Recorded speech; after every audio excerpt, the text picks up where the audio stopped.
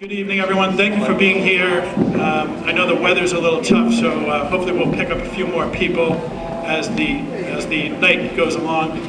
For those of you who don't know me, my name is David LaRiviere. I'm serving this year as the president of the Everett Chamber of Commerce. I'd like to acknowledge a few people for being here tonight.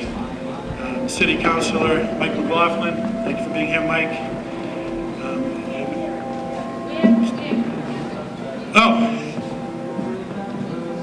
That's okay, I'll try to go over the music. Our state senator, Sal DiDomenico, is here. Thanks for being here, Sal. We'll hear from Sal in a little bit. I don't want to miss any city councilors or anyone, but thank you for being here.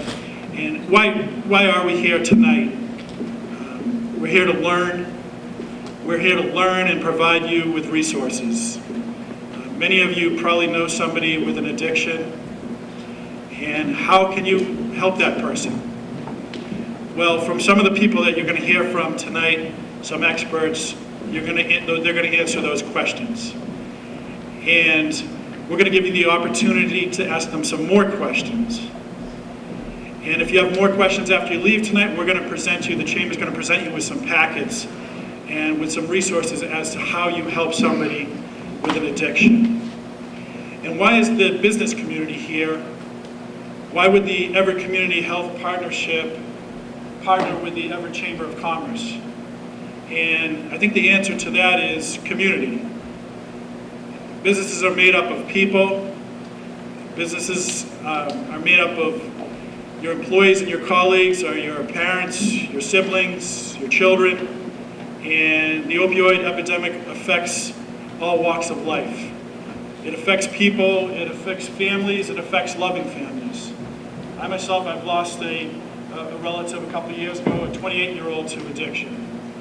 I lost a high school friend 6 years to addiction. So it really does affect us all. So the purpose of tonight, like I said, is that we can learn and provide you with resources here tonight and going forward. Also, the business leaders that are here, we'd like to provide you with some learning about the human resources and how the opioid epidemic causes those issues. We did have scheduled here tonight, not only do we have bad weather, we had a human resource attorney who was going to come and speak about those issues. She had to cancel. Her information is going to be in the packets that we do provide to you. But I know that one of the topics that she spoke about is Narcan and the presence of Narcan in businesses. And I think as the Surgeon General just spoke about that, you're going to see quite a bit more of that even in small businesses. And one of our goals at the Chamber of Commerce is to, as a benefit of being a member of the Chamber of Commerce, to provide all members with CPR training. And that CPR training will include Narcan training. So to move our program along, we will be hearing from Sal, and we will be also honoring three business leaders that have employed, assisted, and counseled individuals and families in the Everett community with addiction. And next, I would like to invite from Cambridge Health Alliance, Jean Granick.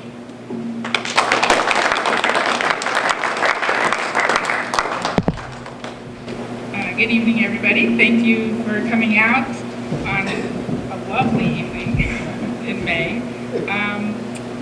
So first I want to just quickly thank the Chamber. This is the first time the Chamber and the Everett Community Health Partnership have come together and worked on a community education project, and I hope that we can continue to do more. So Cheryl and David, thank you for all your time and dedication. We really appreciate it.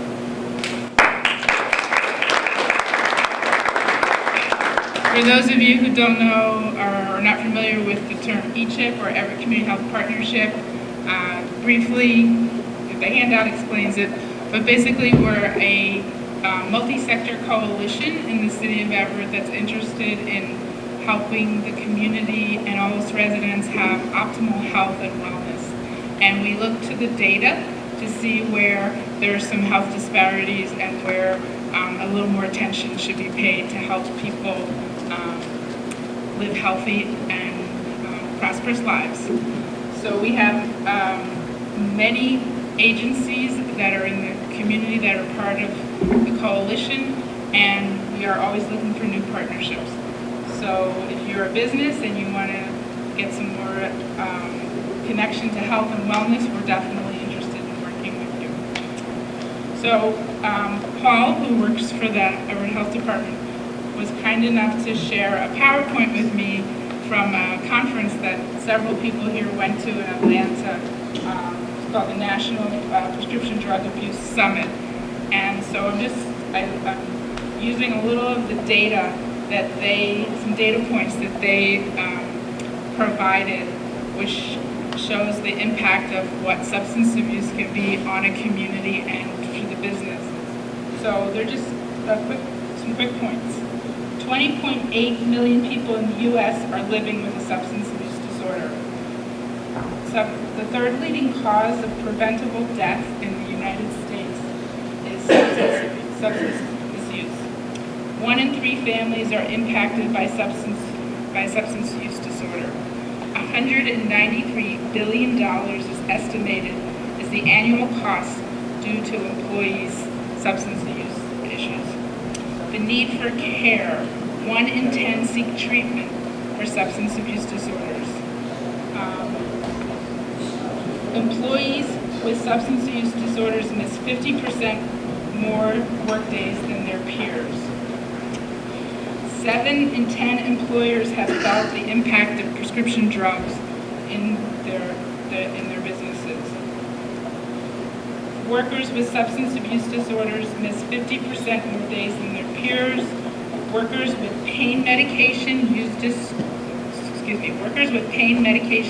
disorder miss 3 times more work days, 29 days.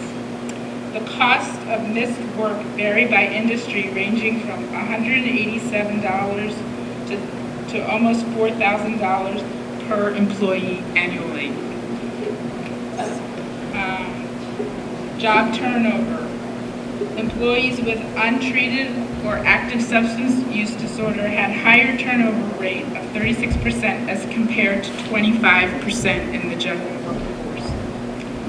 So, I don't know if any of this is surprising to you, but just sometimes a little data can drive curiosity and to work towards some solutions.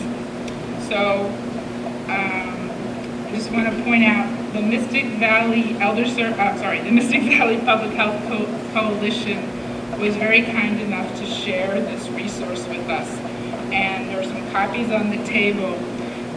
These are very helpful for businesses or for people who are just interested in knowing what they as an employee, how they can work with their employer.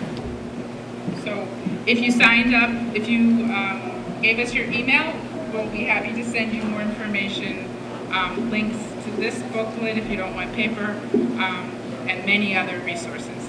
So if you go home and you you think of some more questions, please get back in touch with us. Emails and telephones, we're always interested in supporting and helping. So with no further ado. Good evening, everyone. It's great to be here with all of you on a bad night, and you still came to the Conley Center to hear about this great partnership, the collaboration between the Chamber and the partnership coming together to take the stigma out of addiction, to have it come out of the shadows, and to understand this is a problem that doesn't just affect one community, one neighborhood, but all neighborhoods and all communities across our country and across our state. Sometimes we want to think it only happens in certain neighborhoods or in certain communities, and that is absolutely false. There are no boundaries when it comes to this epidemic that's happening across our country. And I can tell you that the people that come into my office, and when I hear the personal stories of people that need help, they don't know where to turn, they're embarrassed, they don't understand how this could happen in their own family, because they just don't understand how things are going about in our communities, because this epidemic, in some ways, is not taken serious enough. And in some ways, we can also look towards how people are prescribing medicine, the cost of medicine, And understanding the full breadth of the issue isn't just about what's happening on our streets.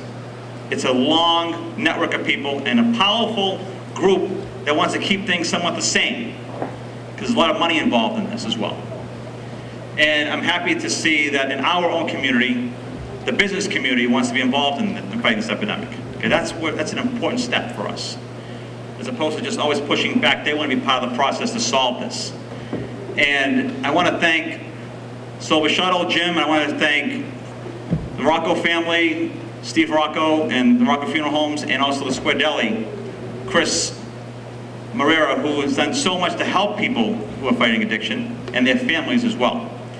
And Representative McGonigal and I at the State House have been working very, very hard to bring home resources when it comes to this issue. Our budgets, the House budget just passed, Representative McGonigal is here. The House budget just passed, the Senate budget is in the process of being passed, and we make significant investments for substance abuse programs, mental health services. They go hand in hand in a lot of ways. And we've made it a priority in our budgets to fight this, not just fighting addiction, but also adding education to that component. That's a necessary piece of this. Bringing education into our schools at a lower level, in the middle school level, really, to understand how important it is to fight back when it comes to this issue. To not give in to peer pressure, and to understand what that first step will lead to going forward. So we are committed at the State House, working with you hand in hand, and I'm just happy to have a community that I live in that understands this addiction issue is very, very important for all of us to be involved in together. Thank you very much.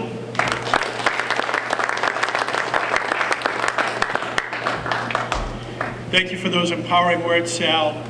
At the Chamber and in the city, we get great support from our government, from Sal. As I mentioned, Councilor McLaughlin and the mayor. And we have another leader here with us today. Just come up and say a few words. Our state rep, Joe McGonigal.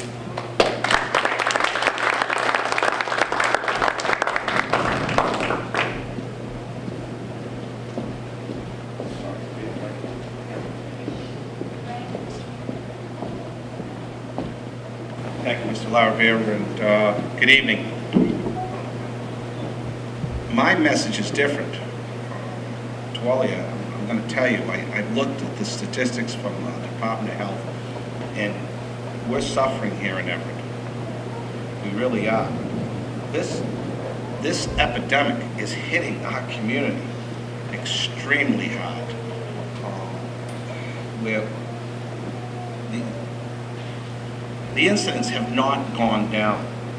I commend the Everett Police Department, especially the Everett Fire Department, for their help in this by saving many, many lives. And if it wasn't for their effort, believe me, this would be a terrible statistic that I want to share with you so people understand. Because I'm shocked at it when I read it. And if you bear with me just 1 minute, Everett 2012, 10 deaths, overdoses, 2013, 5, 27, just alone in our community, 2014, 17, 2015, and in 2016, and that hasn't been officially quoted yet, or the statistic isn't correct yet, is 22. It's sad. I don't have the answers. I don't. And there's another issue that I found out last night, speaking to a former fire chief, and I'm sure Chief Carley may say a few words on this.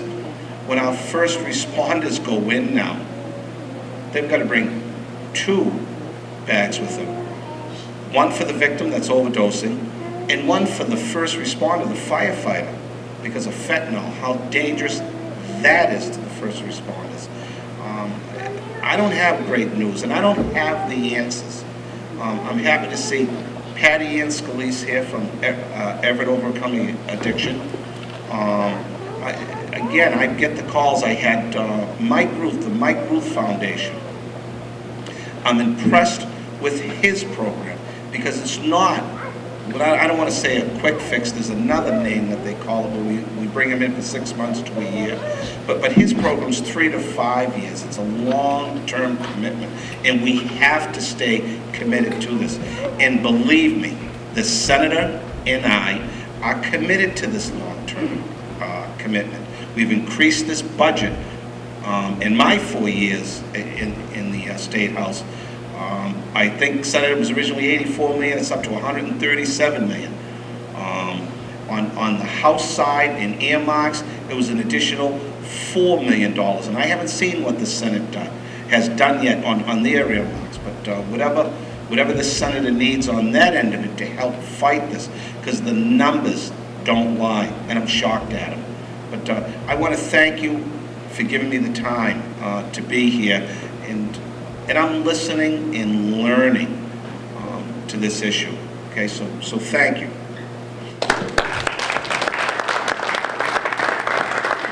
Thank you, Joe. Joe, if I could just ask you to stay back up here for a second, and Councilor McLaughlin and Sal DiDomenico, if you could come up for a second too. Look at how well dressed they are. I'm sorry. We should have given Joe some notice, but I wanted our city leaders to be up here, some of them, while we present our awards, and we have some great speakers here that we're going to get to, but before, the business leaders, and you know them well.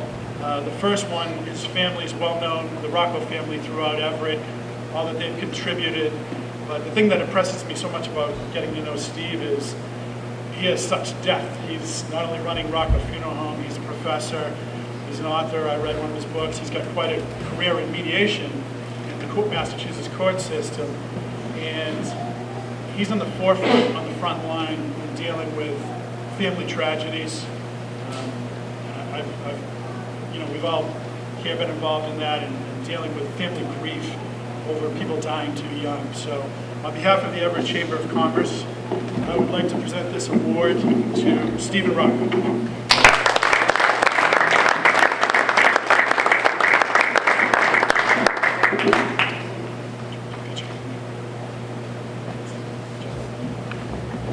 Arthur, I'm impressed. I'm impressed.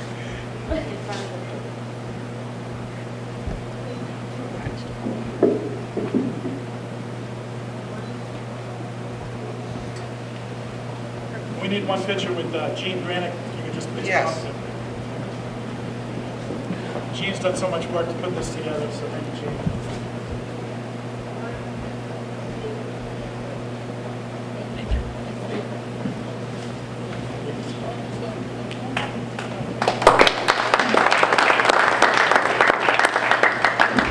We have one more recipient tonight, and I've gotten to know him through my good friend Rocco Longo from Sabatino Insurance, and he introduced us to James Booker. James came and spoke at an Everett Kiwanis event, and he and his wife were just both marvelous. Giving him this award is great because he's going to give us a little bit of a testimonial, and suffering with his own addictions, and he's overcome them, and reaching out and getting his career and his academic career at Stonehill College and his master's degree. And he's he thinks outside the box, because his business, you think of people that have addictions, you think of people that lose their licenses in a DUI, or they can't, they change jobs and they can't get to their AA meeting or NA meeting. Well, James covers that. The Sober Shuttle at 535 Ferry Street takes people to those meetings and probably saves quite a few more lives than any of us know. So on behalf of the Everett Chamber of Commerce, I'd like to present this award to James Booker.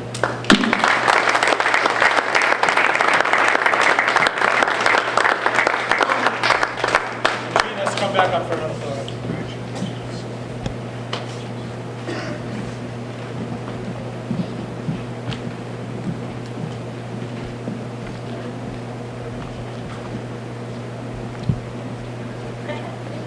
Okay.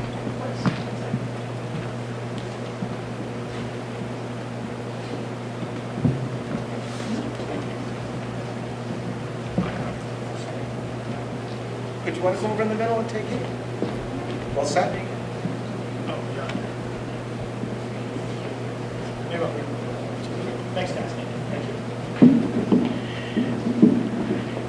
you. And after we took the pictures with these beautiful men, I'm sure you're interested in what Mr. Rocco and Mr. Booker have to say. So we're going to start with Mr. Rocco. If you could come up if there's any questions for Steve Rocco.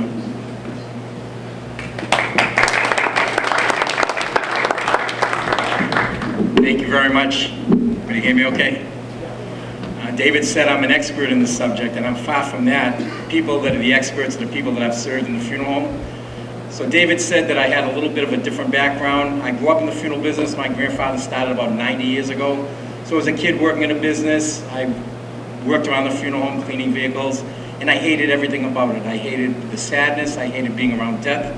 I hated everything. And I'd like to think in my 30s and 40s, I got a little bit more mature about the subject. And what I learned is that a funeral home, any funeral home, not just ours, is a community building. It's for the family to honor their loved one, but it's for the community also to mourn someone who, beyond what they died from, who they touched and what they did in life, and celebrate, as sad as it is, what they accomplished.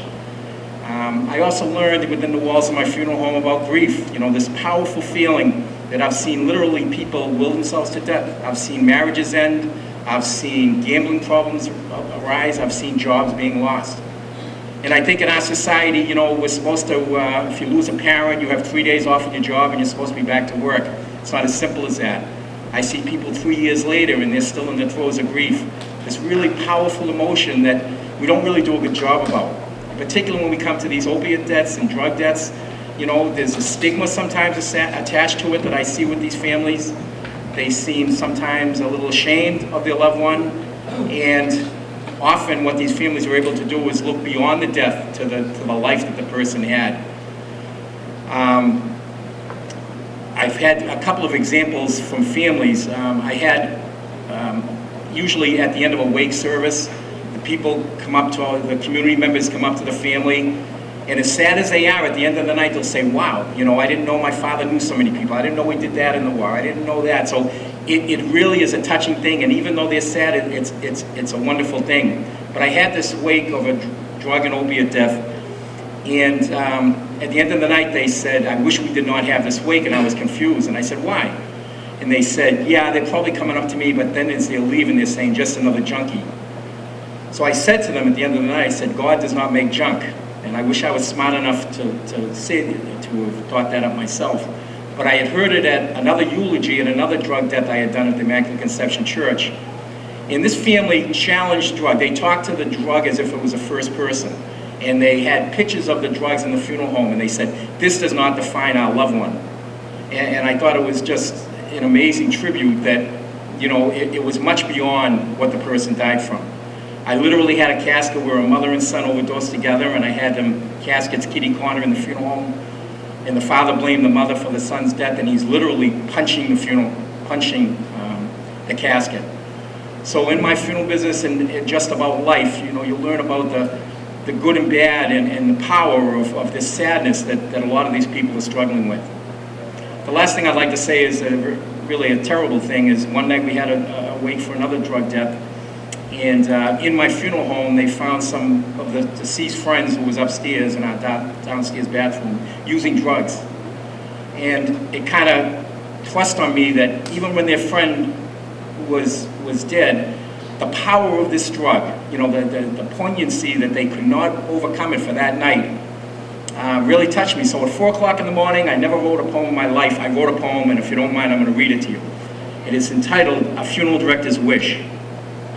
I wish you could see what your late brethren have taught me. No decisions are left, shame and regret no more.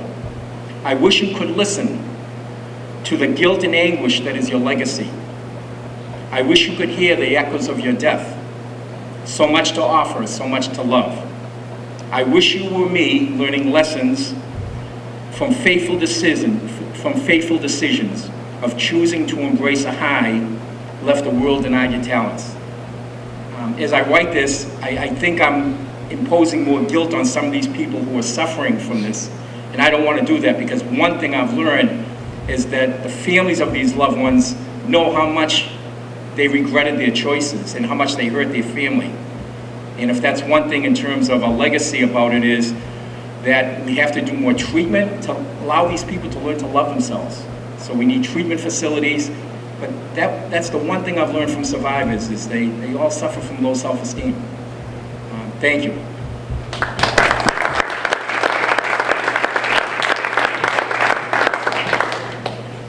As you can tell, Steve's very humble because his passion and experience really come through. And the same can be said for Mr. Booker. So, James, please join us.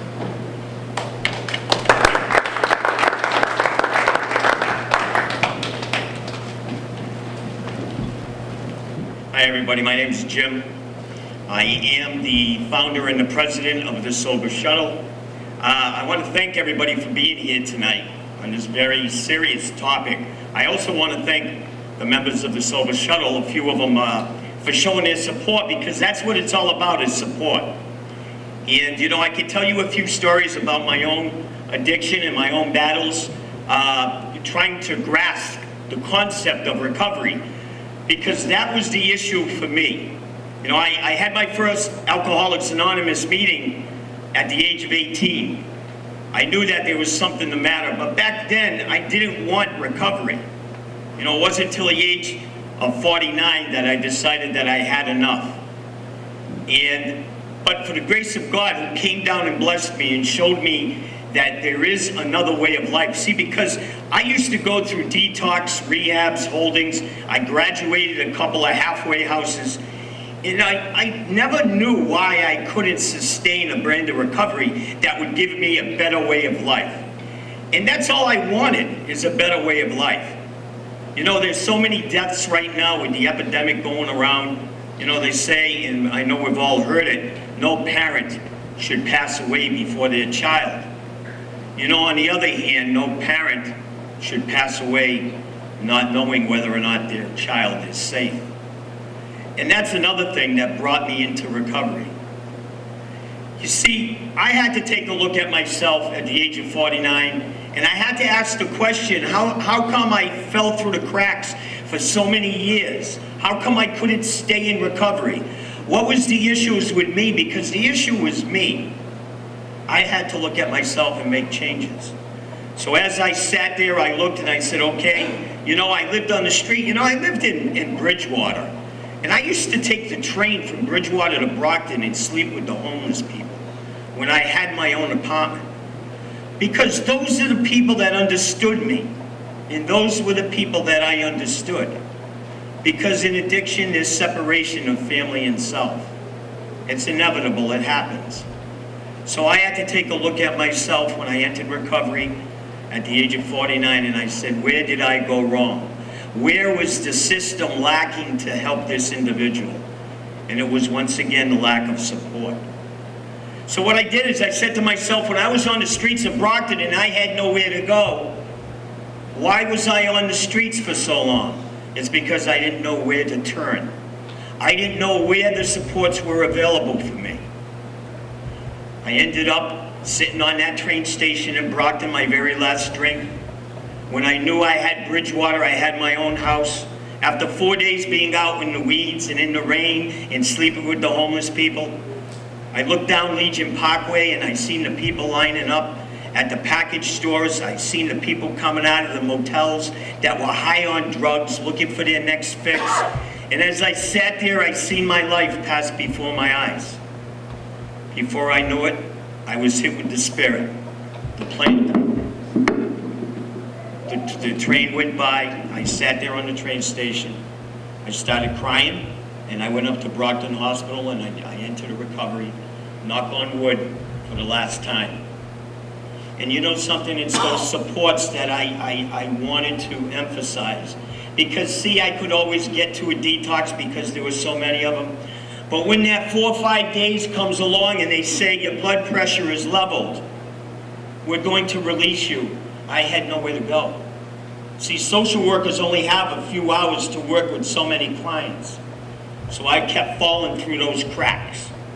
So today the Sober Shuttle goes into detoxes and we pass out business cards. And we ask the clients there, call us tonight. Don't wait till you get out. Start that foundation of recovery now. and it started to work. We started getting phone calls. So we go to detox rehabs and holdings and we give this service. We bring people from the street to detox, detox to holdings, holdings to halfway houses. We work with the Malden Drug Court, the Lynn Drug Court, the Chelsea Drug Court, the Plymouth Drug Court just reached out to us, the Middlesex Sheriff's Department. We're out there in the community trying to give hope to those trying to recover. You know something? No child should die of this disease. No parent should have to die without knowing that their family is safe. This program, the program of Alcoholics Anonymous, recovery in general, didn't work for me. And I'm going to end with this.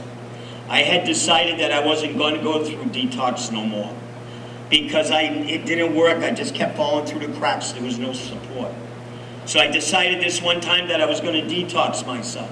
And if you have somebody out there that's using now and they're refusing help, saying that they can do it on their own, please, please give them more support. I decided to detox myself. Within a couple hours, my fingers and my arms and legs were just collapsing. I didn't know what was going on, but I woke up 4 days later in the hospital. The doctor coming in telling me that I slipped into a coma from withdrawal. The doctor said to me, I got some good news and bad news. The good news, you're going to be okay. The bad news is you can never drink again.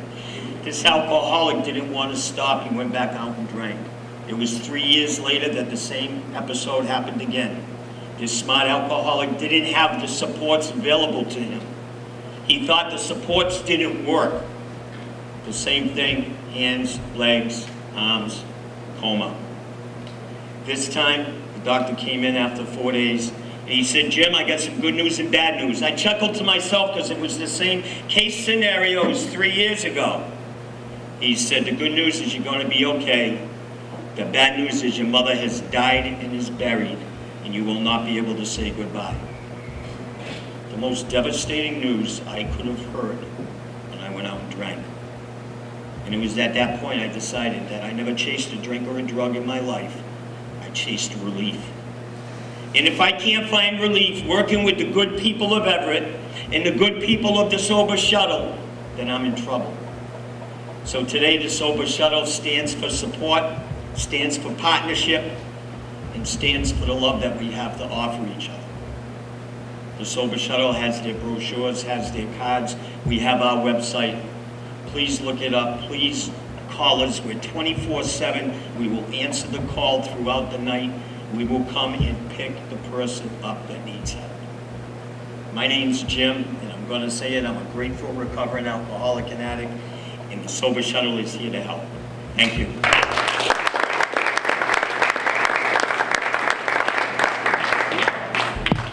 Well, a great job by Jim. Like Steve Rocco, you can tell Jim has great passion, and we're lucky to have him in the city of Everett. Thank you, Jim. Who else we're also lucky to have is some fantastic fire department in the city of Everett. And they see more of this than anyone else does as well. And please give a round of applause for Chief Carley from the Everett Fire Department.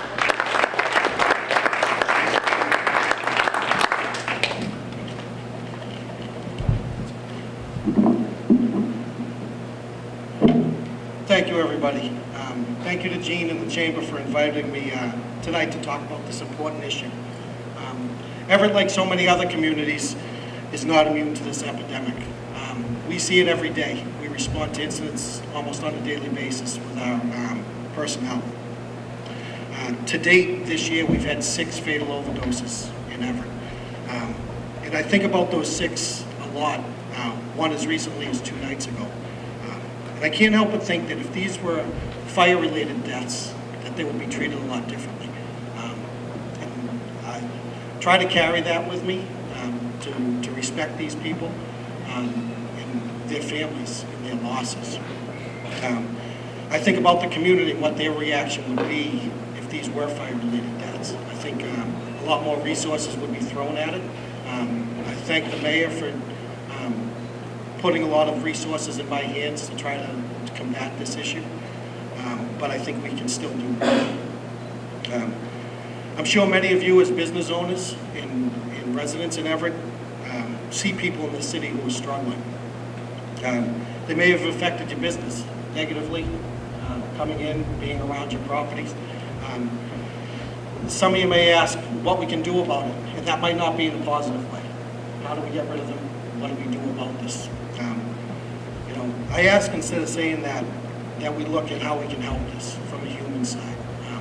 These people that are in this struggle are sons and daughters, families. They have families that care about them. They have resources that can assist with them. We often look at them as burdens, but it's important to remember the human side with all of these people. Our fire personnel started carrying Narcan back in 2014. Our police carried roughly the same amount of time. Our ambulance service, which is a private service, has carried it a little bit longer. But in 2014, when we made the decision to start carrying it, I was not chief at the time, I was deputy chief. And I remember when we made this decision, we always take it from the union side of things as well as the management side of things, and thought, what's the union going to say? Would they want a stipend? Would they down up refuse to do something like this? And it was a sense of pride to be a member of that union at that time, to see our leadership stand up and recognize what was going on in Everett and say, we need tools to help these folks, and just give us this. We don't need to get paid extra. We don't need to do anything extra. We just want to be trained. We want to help these people. And to this date, we've, the folks that will talk after me will tell you some numbers about how that's helped to have that union and the leadership collaboration with this problem. I think we were the trendsetters in the fire service to start doing this so early on. Some might say it was a little bit late after the problem, but once we got the education we needed, we saw what was going on in Everett, we realized that's what we had to do.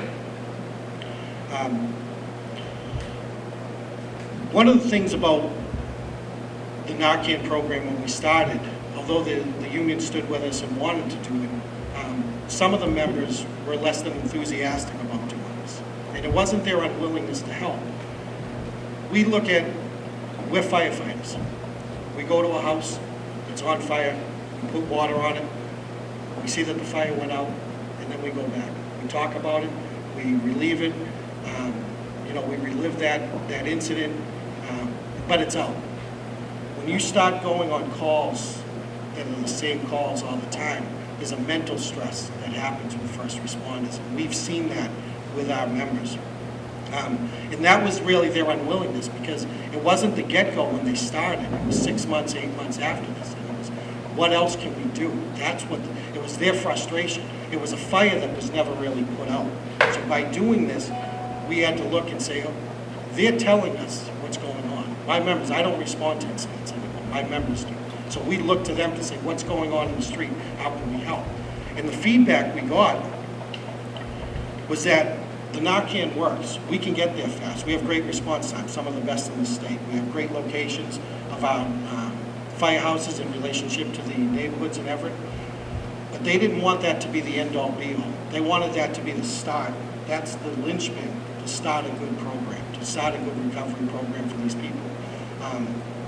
And that's what they came back to us and said. They said, the Narcan's great, but we need to do more for these people. We need to do more for our members to deal with the mental stresses of responding to these incidents day after day. And we listened, and you'll hear more about that program later. Now, one of the biggest surprises of the program is that how engaged and how much the environment on my department has changed. How everybody is really kind of on board with the whole program. And they know that they're the first step in the process. They might not put out that fire that day, but they know we're working towards putting it out because of the other programs we put in place. It's a very interesting thing to see. It's still very daunting. We still have a personal connection to this. Members of my department have family members. I have a family member that struggles with it. And it's tough. It's tough to see this happen to so many families. And it's, we can lose touch of who these people were. And if I could just tell you a personal story, I was at a friend's brother's wake a couple weeks ago. And his brother was 33 years old, and he died of addiction.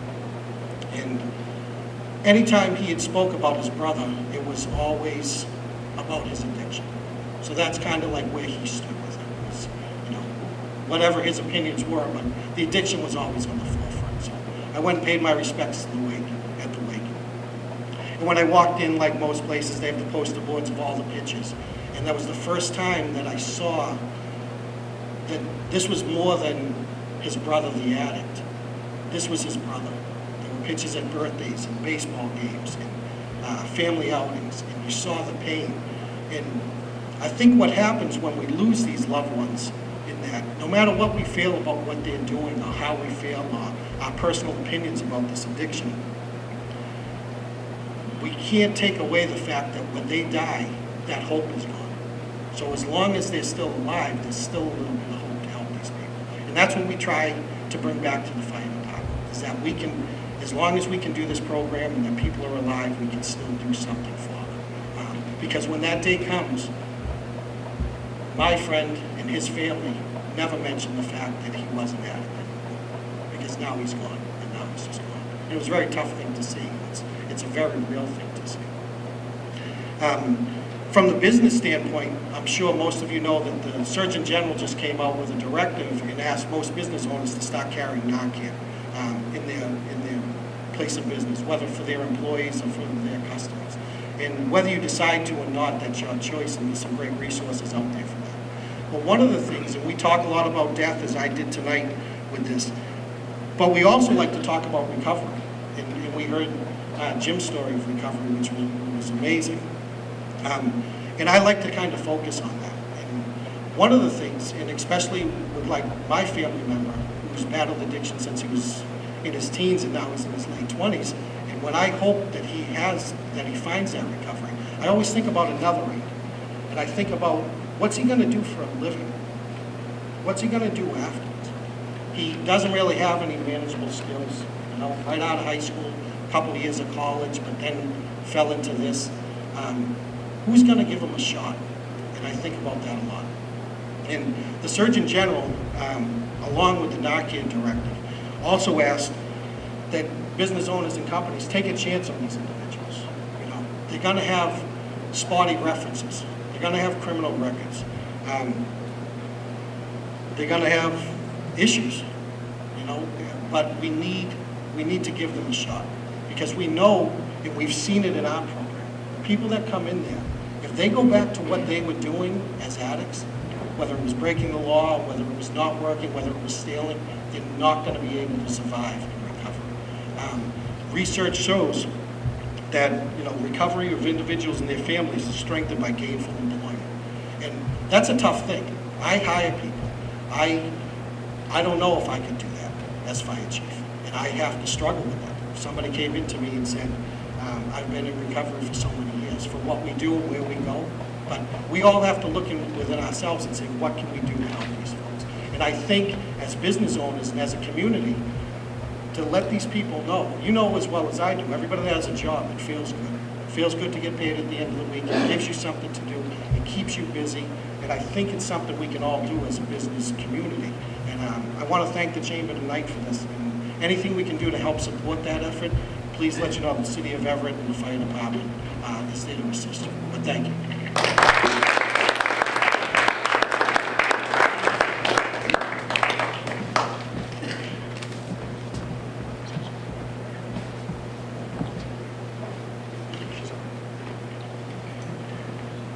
I'm going to follow the agenda, Chief. Thank you, Chief Carley. Chief Carley pointed 2 points about the Surgeon General, what he said about the businesses. And in many of the meetings that we've had, you touched upon the point of businesses hiring people and giving them a second chance. And I think that's really important. And one of those people who I got to meet in some of those meetings and get to know is another impressive person from the City of Everett, from Roadmap to Recovery, Tori Cyrus. Tori?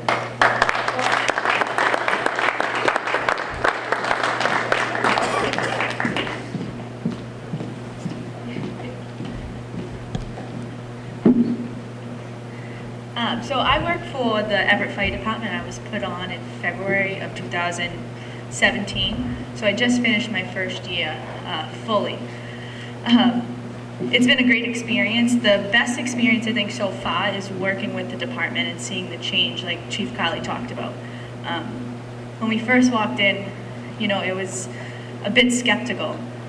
They didn't know really where I came from. I got a feel for them, they got a feel for me, and I shared my story with a bunch of them. And I think they realized that I'm really just here to try to help.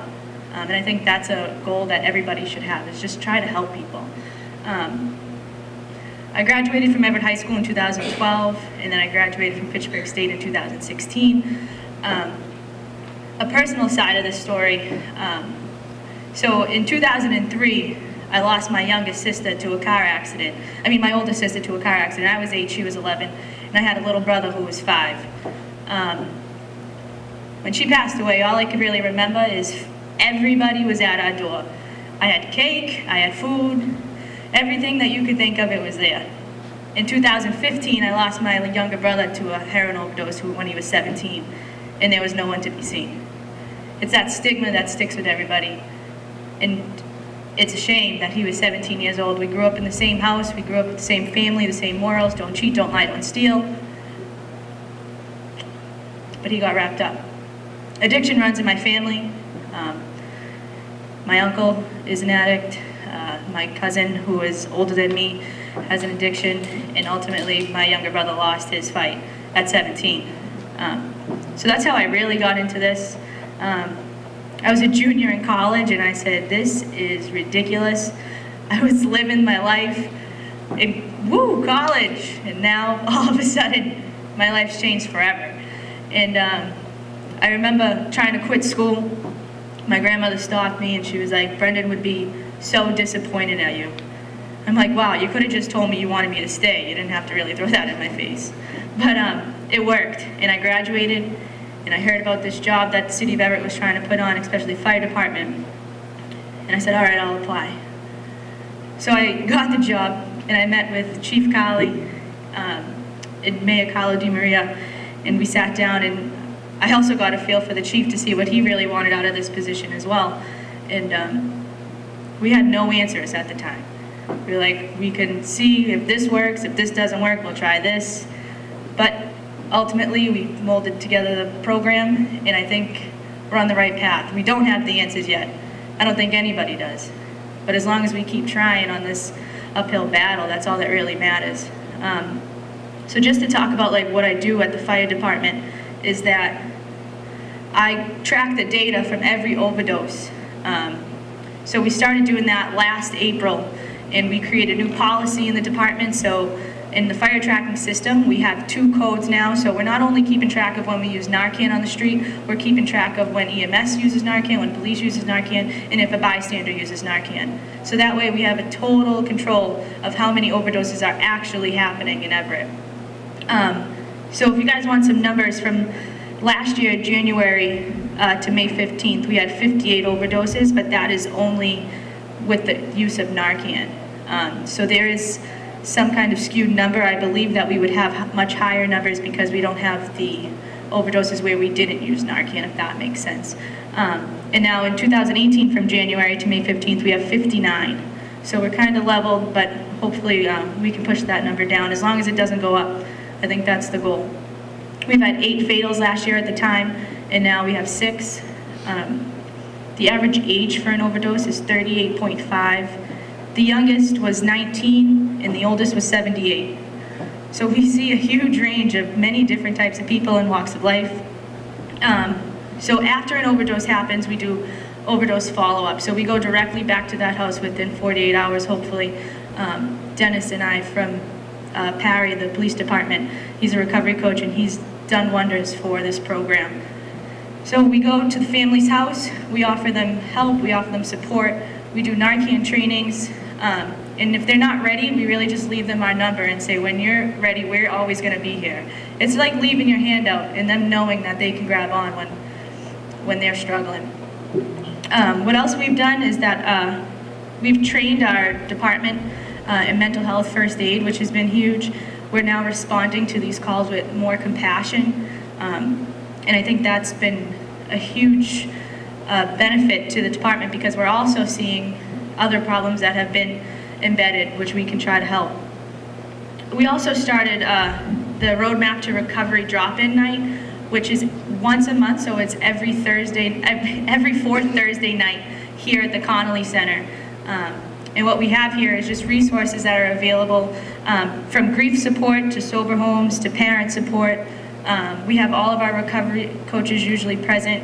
And a quick story that really makes it matter is that one night a young man walked through the door, and we usually don't have a lot of people show up, to be honest, but the groups are always here. And this young man walked through the door and went right to a table and said, "I just need to get some help." That night we were able to find him a bed. Sober Shuttle was able to transport them. We got clothes, and Danny Ginnivan and Dennis Doors was able to follow up with this individual and just track how he's doing. So that night that man was able to get help. And one person is all that really makes a difference. So then we also are trying to reach, the purpose of the Roadmap to Recovery drop-in is to reach individuals before they overdose and families to provide information and resources. And I think that's really important because we're going to these houses after this person has already experienced a near-death overdose. So if we can reach that person and try to help them beforehand, then hopefully we can make a difference. This month, it's March 24th. We have a speaker that's coming, and if you guys have some time, it's 5 to 7 on Thursday. We also work with the schools and the communities, other communities, and if somebody overdoses in the city of Everett and they're not from Everett, we reach out now because we've created like this team where we can offer help to people from residents from other cities and towns. Just to leave you guys with like a quick bit of hope is that, you know, on a daily basis, I'm meeting individuals in the grips of addiction, but I'm also working with 2 individuals that have changed my life forever. And Paul Garino and Dennis Doris, they're both in recovery and their stories are unbelievable. And I try to share them as much as I can, but they've had such an impact on me and they've really reached the community with hope. And sometimes you don't know what's gonna happen, but it's like having these 2 by my side is really huge help. So I think as leaders in Everett, we just really need to work together and just make sure that we're doing our best and trying to help people. Thank you.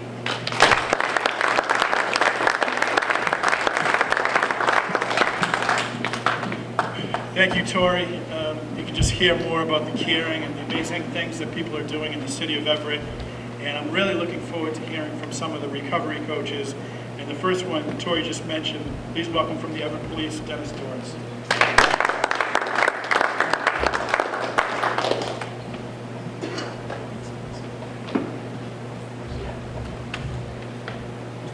How you doing? Thanks for having me. My name's Dennis Doris, recovery coach through PARI AmeriCorps at the Everett Police Department. And I started serving in Everett in November. And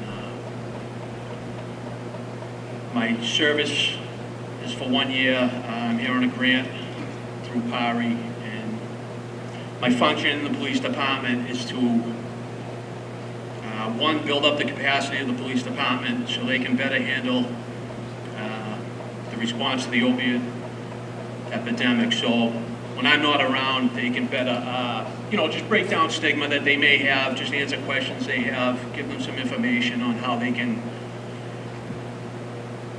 better serve people because I can remember when I was in active addiction, first responders, police, EMS, they didn't treat addicts with much dignity. When I would overdose and, the fire department would come, EMS would come, or, the cops would show up, things like that, you would always, not always, but, a lot of times you would get kind of a negative response from them and you would hear things like, oh, you're going to be sick, junkie, like, after they gave you Narcan, things like that. And the biggest thing for me that I've seen in my experience working with police departments and fire departments throughout this year is the change in attitude that they have towards this as being a disease and not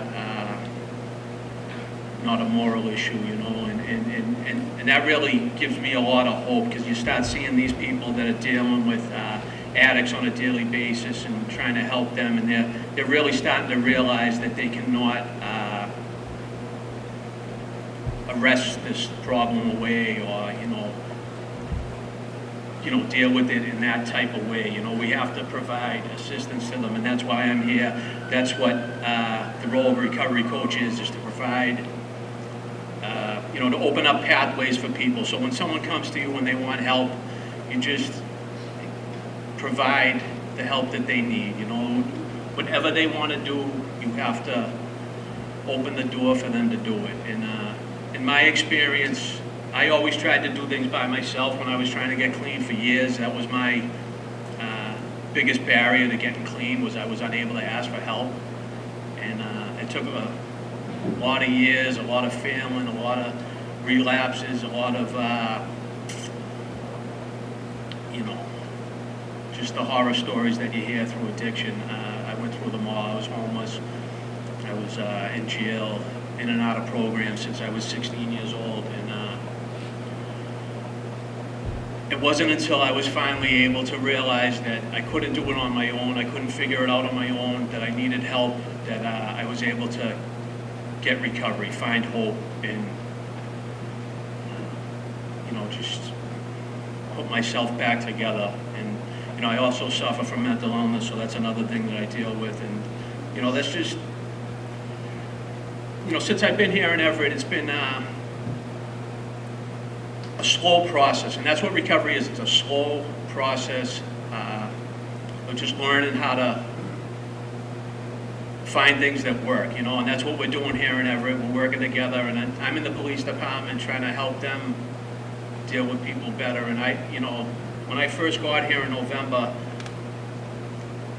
we didn't really know who I was going to work with, how I was going to get referrals, who I was going to be dealing with, and I just kind of reached out to community. I reached out to the fire department. I reached out to Tori and the chief and Chief Colley, and they were more than welcome to work together. And I think that's what really, I think the biggest thing we need, if I don't know, all your businesses looking to maybe figure out how you can help. If you don't know what to do, help people that do know what to do. Maybe support the Sober Shuttle if you can. Support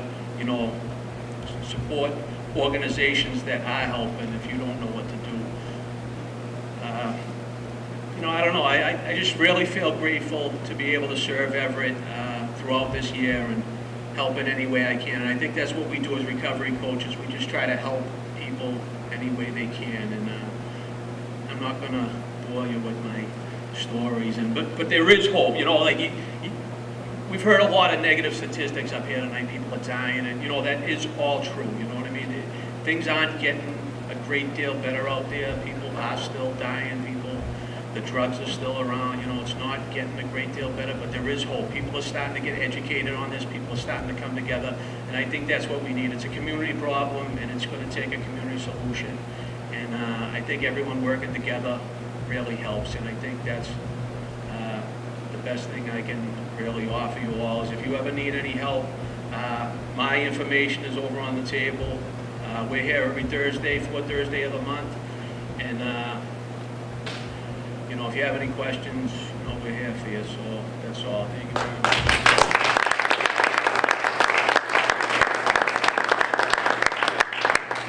Thank you, Dennis, and for all the great work you do with the Everett Police.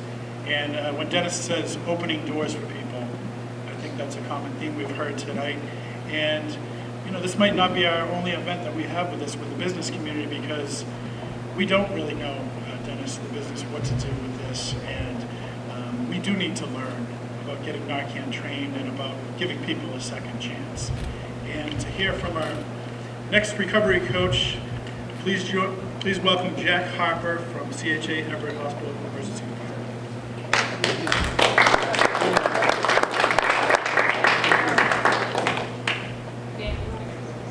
Oh, I'm sorry.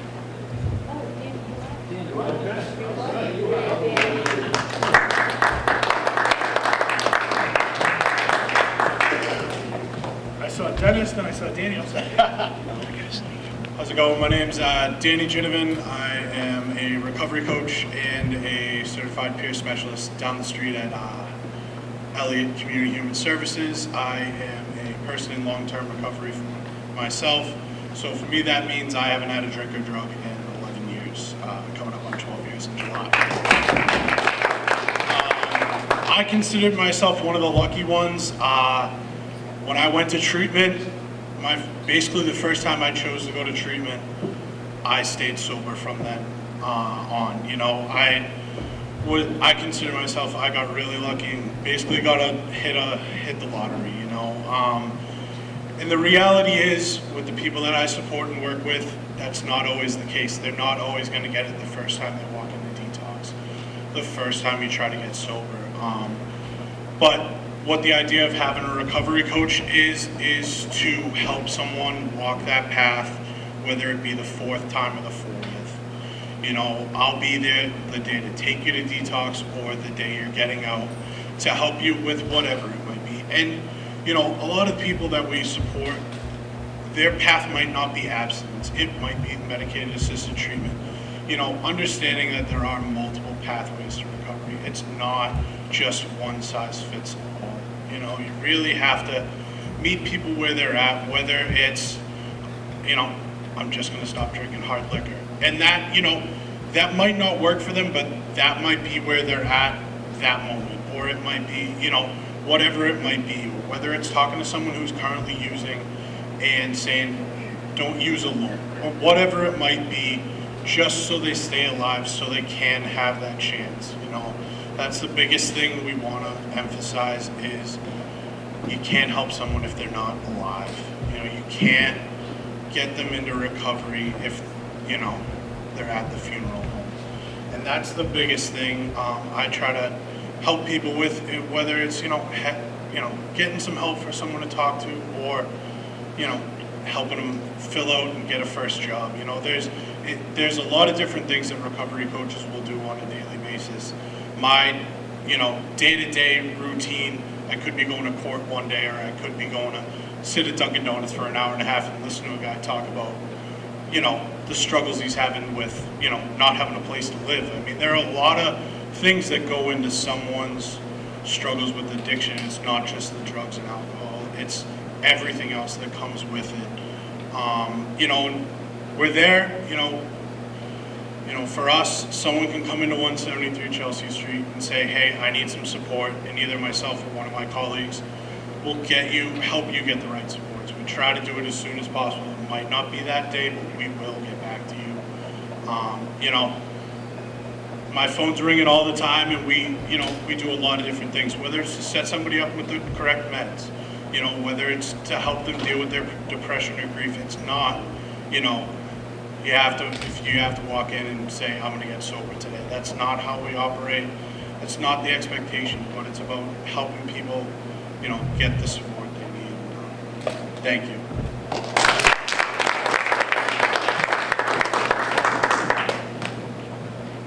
Thank you, Danny, for all the great work you do. And now we will hear from Jack Carver from Cambridge Health Alliance Emergency Department.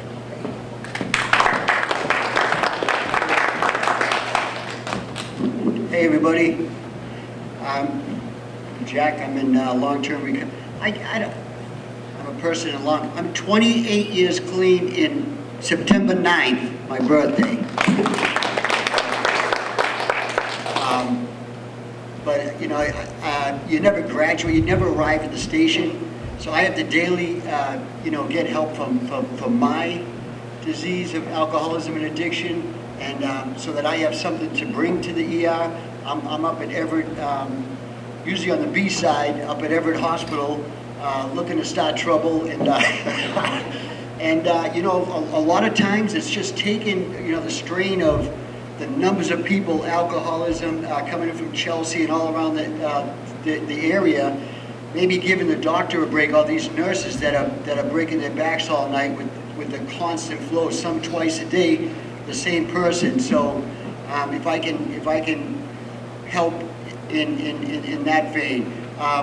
The frustrating thing, and I know Tori knows, I mean, when someone finally says, no mas, and they give up, and I'm blowing up the phone and I can't get a bed in the state of Massachusetts, it really You know, this is personal to me. My son's a heroin addict who's, you know, and every time I see a firefighter, I shake their hand because so many times firefighters saved my baby, you know, and he's 38, but still when I be driving him, you know, when he was sleeping in some hallway, when I was driving him, I still saw the 5-year-old kid, you know, and so it's personal to me. And, you know, somewhere tonight, down on Harrison Ave, in a doorway, there's a young kid that's drenched,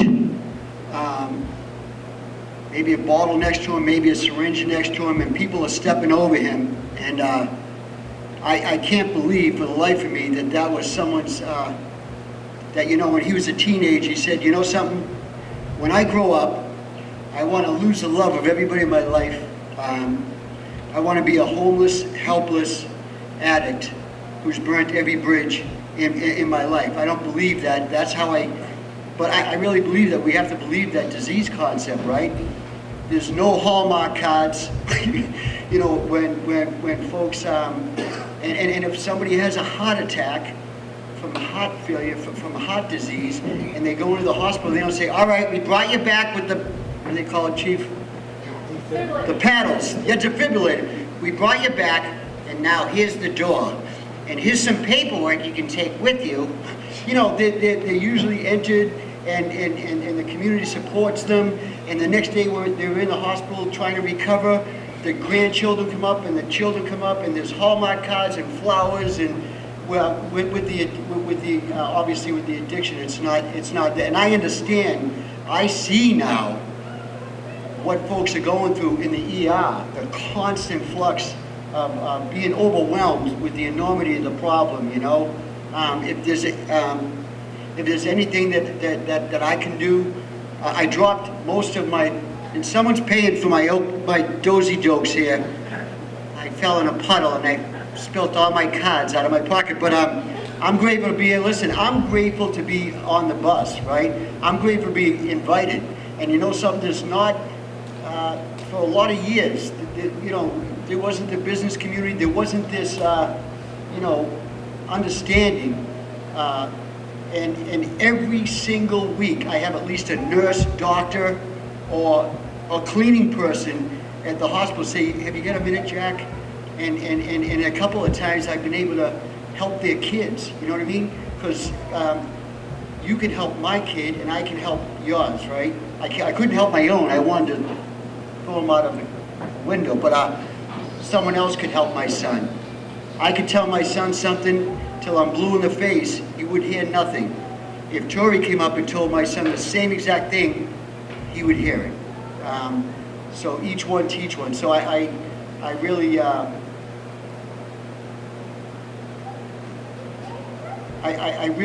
really hope that it's not just, we don't just allow for someone to be brought back to life. Maybe I throw them in my car, I get them to a detox, and 5 days later they're showed the door where they just got high of Malena Cast, that they have another place to go, another step. And too often the CSS, the holdings, the old school we used to call it holdings, CSS, TSS, whatever you want to, there is you know, such a wait to get into long-term treatment. I'm still believe in old-term, you know, long-term treatment. There's no quick fix for this. So, all right. She's giving me, thank you so much. I said, listen, look up to me and just go, otherwise I'll go on. Thank you.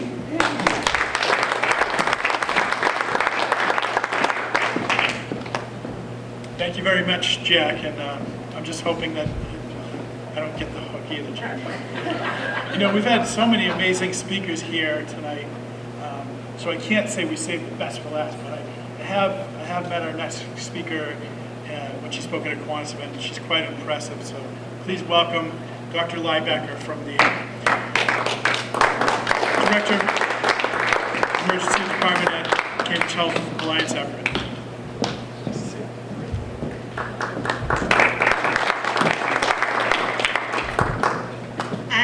I want to say that speaking about all of our recovery coaches and primarily with Jack, who is in our ED at CHA Everett, formerly Whidden Hospital, that the recovery coaches, the peer recovery coaches are so amazing. Jack is like rock star. When he comes in, I mean, people, all the doctors, the nurses, everyone, we wait for him to come in. And then when he comes in, it's like, Jack is here. He's here. He can save the day because honestly, it's true. There are so many people that we need to be able to help and engage. And when I bring up moving from being pre-contemplative to contemplative, it doesn't make as great of an impact as our recovery coaches do. And so thank you so much to our recovery coaches, to everyone who has been involved in so many areas, particularly families, friends, and colleagues, and the business community who are working hard to all find solutions to try to put together this chain of recovery. You know, in emergency medicine with first responders, we talk a lot about the chain of life. Often we're talking about carrying on a resuscitation that starts out in the field and bringing them to the hospital, continuing the resuscitation, and then getting them to be able to walk out the door, the chain of life. But what we're really talking about here, I think, is the chain of recovery. And there's something that I want to ask of the business community with thanks to them, which is, I just want to talk a little bit, it's stressing the vocabulary to use when we are talking to the folks who may have the power to help us develop and maintain the infrastructure that we need to keep this chain of recovery going. And the big word that I want to stress is parity. Parity, parity with a T. I think that it's so important that we as a community, no matter if you are coming from healthcare or if you are a family or a friend, no matter how you are affected by this crisis, and you are, right? If you're a business owner, what if one of your employees is struggling and in recovery and they are not as good of an employee? We don't have as strong of a workforce for our economy and for our collective livelihood. What we need to ask for is we need parity. It's everything that everyone has already talked about. It is the fact that at 2 o'clock in the morning, it is easier and faster for me to call in 4 other people, including physicians, as well as get an ambulance and who knows what other resources. I can get all of these resources at 2 o'clock on a Saturday morning to activate a catheterization lab for someone who's having a heart attack. And we will never hear from an insurance company about, oh my gosh, I can't believe that you treated this person for a heart attack. And at 2 in the morning, you try to do the same thing for someone who has just overdosed and they were just dead. And then fortunately they're resuscitated. Suddenly, everyone's questioning what just happened. And the insurance companies are there saying, yeah, we're not gonna pay for any kind of recovery treatments. And there's also a lack of just beds and availability. It's so hard to get from point A to point B in this process. There's so many links in this chain. And we all are trying to focus on one really big part, that the more we can get our legislators to recognize this, and the more that we can have folks understand that addiction is another chronic illness. It is like asthma, COPD, emphysema, hypertension. It is like diabetes. It is a chronic illness that needs to be managed. And like all chronic illnesses, people go through exacerbations, they go through relapses. If you have a wonderful employee who's working hard and they are struck with an exacerbation of their asthma, maybe they need to spend 2 or 3 nights in the hospital, no one questions that. But someone who relapses because they've been in recovery, that's where we're battling the stigma constantly. And the reason why is because somewhere at a fundamental level, either we haven't learned or we haven't said enough that what we need is we need parity. We need actual equality in recognizing that this is an illness. It is like asthma. It is like diabetes. It is like high blood pressure. Please ask for parity in laws and regulations, and please ask for these meaningful, long-term, outpatient recovery programs. We don't necessarily need to have a lot of acute care beds where people need to be away from their jobs for weeks at a time. In fact, I know that all of our recovery coaches know and recognize that we have many people who come in, they're looking for a way to stay in recovery or enter recovery without losing their job because they're working full time. If they don't have their job, they don't have the money to pay for their house or their apartment and food for their kids, right? So we need to ask for more parity, not more parity, we need to just ask for plain out parity. And we need to be cognizant of what other ways we can support all the different links in this chain of recovery. Medication-assisted treatment out of the emergency department is going to be coming, and we need to support all of our hospitals and emergency departments to make sure that even if we can start medication-assisted treatment with buprenorphine, with Suboxone in the ED, that we can get people to a primary care doctor who can continue to manage that medication-assisted therapy, right? To help, speak with whomever it makes the most sense, to just point out that it makes sense from so many angles, to not make it such a tough bar for a physician to obtain the extra special, super duper double secret waiver in order to be even able to prescribe buprenorphine. There's so many hoops that have to be gone through. I mean, the question that is asked often of physicians in general is, well, I understand you have your DEA license. The fact of the matter is, the crazy thing is, it's still a lot easier for me or any other physician to prescribe OxyContin, the thing that started this problem, right, than it is to prescribe buprenorphine. It shouldn't be that high of a bar for us to be able to help treat people the way we would treat anyone else, any other illness, right? You have hypertension, you're going to manage your blood pressure with your blood pressure medications. Your primary care doctor can take care of that. Certainly there are going to be specialists as well.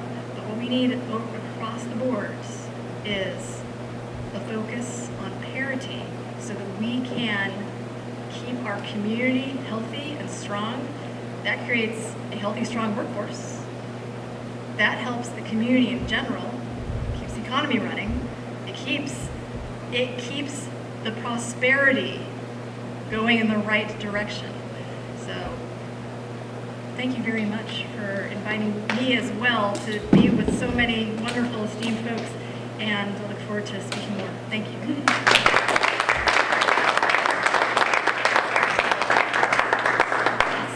And a question. One for Q&A. Yeah. I'd love to have some discussion with the business community, CHA, and some of the recovery coaches in terms of getting businesses trained in our community. Is that something in the future that you could ever see or any of the recovery coaches? Right, because there are a lot of naloxone training programs, and I have a feeling that we have existing programs that could go on site to businesses to help with naloxone, and then yeah. Yeah. So Dennis and I both train. Can everybody hear me? So we can train anybody who wants to. Our contact information is here. If we can train you in Narcan, we can train you on where to get it and how to get it.